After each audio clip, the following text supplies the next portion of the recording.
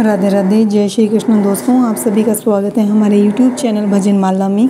दोस्तों, आज की वीडियो में हम बताएंगे कि अक्टूबर के महीने में रखे जाने वाले भूम प्रदोष व्रत के बारे में आज हम वीडियो में जानेंगे। इसके शुभ मुहूर्त, पूजा विधि, इसका क्या महत्व है। तो चलिए शुरू करते हैं आज की वीडियो।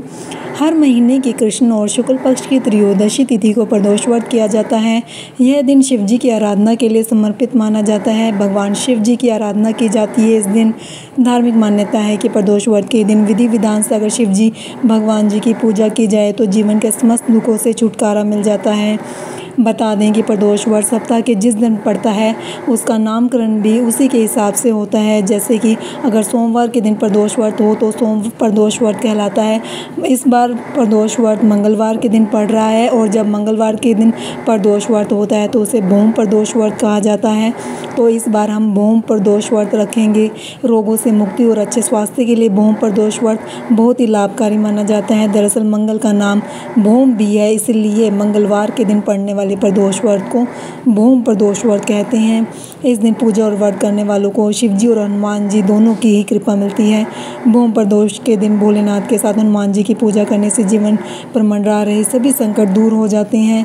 साल भर में 24 प्रदोष व्रत होते हैं, लेकिन भूम प्रदोष व्रत सबसे सर्वश्रेष्ठ माना जाता है। आइए इसके शुभ मुहूर्त के बारे में जान लेते हैं।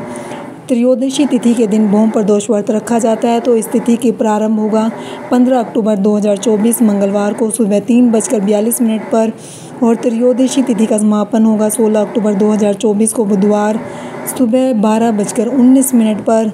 भूम प्रदोष व्रत इसलिए उदय तिथि के अनुसार 15 अक्टूबर 2024 यानी कि मंगलवार को रखा जाएगा। पूजा का मुहूर्त रहेगा शाम 5:51 से लेकर रात को 8:21 तक।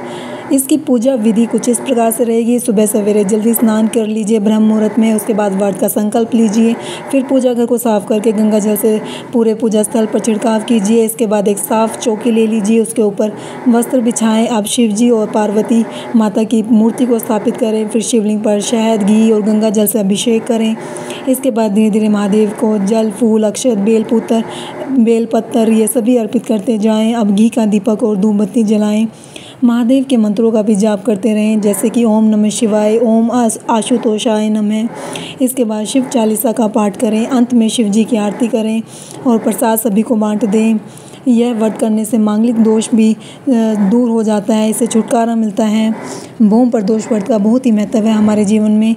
भूम प्रदोष व्रत के दिन कर्ज से मुक्ति पाने के लिए बहुत ही श्रेष्ठ माना गया है। मान्यता है कि इस दिन भगवान शिव और माता पार्वती की सच्चे मन से अगर पूजा की जाए तो जीवन में आने वाली सभी बाधाएं दूर हो जाती हैं। इस दिन मंगल से संबंधित चीज़ें गुड़, मसूर की दाल, लाल वस्त्र, तांबा आदि दान करने से 100 गोदान के समान फल मिलता है। यह व्रत करने से कुंडली में लगा हुआ मांगलिक दोष भी दूर हो जाता है। मान्यता है कि प्रदोष व्रत पर अगर आप काले तिल का दान करते हैं तो यह बहुत ही अच्छा रहता है, क्योंकि ये महादेव को प्रिय होता है। इसके साथ साथ शिव जी भगवान जी के साथ साथ शनिदेव भगवान जी की भी कृपा मिलती है। चलिए अभी भूम प्रदोष व्रत की कथा के बारे में बात करते हैं। इसकी कथा के बिना प्रदोष व्रत अधूरा माना जाता है। पौराणिक कथा के अनुसार एक समय की बात है कि एक नगर में एक वृद्धा अपने बेटे के साथ रहती थी। वह हनुमान जी की बहुत बड़ी भक्तनी थी।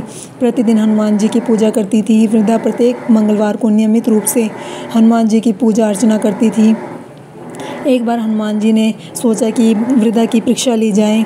वे एक ब्राह्मण का वेश धारण करके वृद्धा महिला के घर पहुंच गए। उन्होंने घर के बाहर से आवाज़ लगाई कि है कोई हनुमान भक्त जो हमारी इच्छा पूरी कर दें। पुकार सुनकर वृद्धा बाहर आ गई। उसने ब्राह्मण को प्रणाम किया और उनकी इच्छा के बारे में पूछा।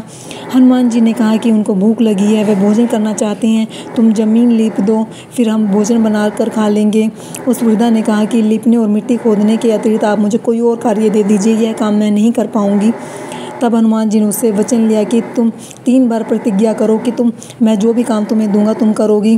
तो उसके बाद हनुमान जी ने वृद्धा महिला को कहा कि अपने पुत्र को बुलाओ। उसका पुत्र आया तो हनुमान जी ने कहा कि वे उसकी पीठ पर आग जलाकर भोजन बनाएंगे। यह सुनकर वृद्धा बेचारी बहुत दुखी हो गई, लेकिन वचन से बंधे होने के कारण उसने अपने पुत्र को बुलाकर साधु को सौंप दिया। हनुमान जी ने उसे पुत्र को ज़मीन पर लेटा दिया और वृद्धा के हाथों से ही उसके पुत्र के पेट के बल लेटाया और उसकी पीठ पर आग जलवाई। वह आग जलाकर घर के अंदर चली गई। थोड़ी देर के बाद हनुमान जी ने उस वृद्धा को बुलाया और कहा कि खाना बन गया है, अब अपने पुत्र को आवाज़ दो ताकि वो भी खाना खा ले। यह सुनकर वृद्धा बोली, साधु महाराज जी, क्यों आप मुझे कष्ट पहुंचा रहे हैं। तब वृद्धा ने कहा कि हनुमान जी की आज्ञा को मानकर बेटे को भोजन के लिए आवाज़ दी। बार बार हनुमान जी के कहने के बाद वृद्धा ने जब अपने बेटे को भोजन के लिए आवाज़ दी तो उसका बेटा दौड़कर उसके पास आ गया। अपने पुत्र को जीवित देखकर वृद्धा को बहुत आश्चर्य हुआ और वह साधु के चरणों में गिर पड़ी। वह हनुमान जी के चरणों में नतमस्तक हो गई। तब हनुमान जी अपने वास्तविक रूप में प्रकट हुए और वृद्धा को भक्ति का आशीर्वाद दिया। इस कथा के अनुसार जो भी व्यक्ति भूम पर दोष व्रत करता है और सच्चे मन से भगवान शिव जी और हनुमान जी की पूजा करते हैं, उनकी सभी मनोकामनाएं पूरी हो जाती हैं, दुख दरिद्रता रोग सब दूर हो जाते हैं।